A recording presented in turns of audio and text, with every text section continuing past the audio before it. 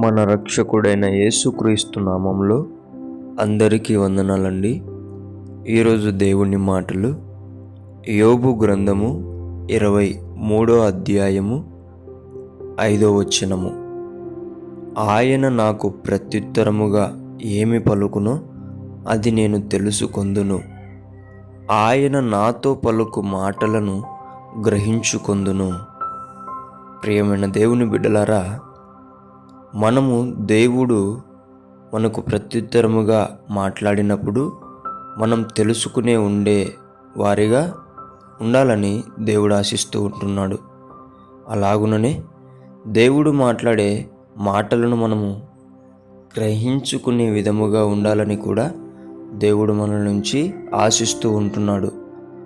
ప్రియమైన దేవుని బిడ్డలారా, మనము దేవుడు మనకు ప్రత్యుత్తరముగా మాట్లాడినప్పుడు మనం తెలుసుకోలేకపోతే మనము చేసే ప్రతిరోజు ప్రార్థన కూడా వ్యర్థమైపోతుంది.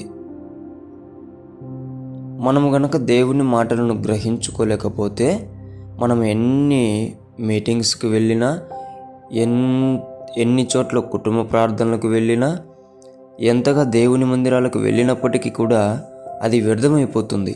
ఎందుకంటే దేవుని మాటలు గ్రహించుకోవడం లేదు కాబట్టి. నీవు ప్రియమైన దేవుని బిడ్డలారా, మనము చేసే ప్రార్థనకు ఖచ్చితంగా దేవుడు జవాబు ఇచ్చేవాడై ఉంటున్నాడు. కాబట్టి ఖచ్చితంగా మనం దేవుని మాటను తెలుసుకునేవారిగా ఉండాలి.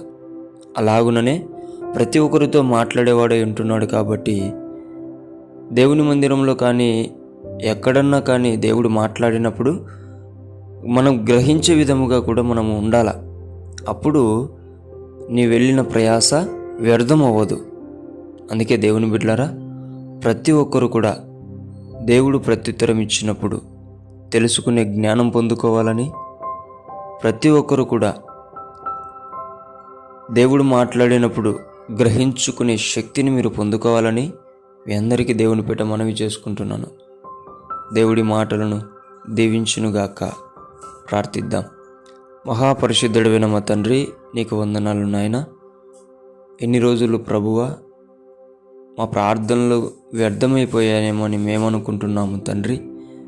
కానీ మా ప్రార్థనలకు జవాబిస్తున్నప్పుడు మేము దాన్ని తెలుసుకోలేకపోతూ ఉంటున్నాము నాయన. నీవు ప్రేమతో మాట్లాడిన మాటలు మేము గ్రహించుకోలేకపోతూ ఉంటున్నామేమో నాయన.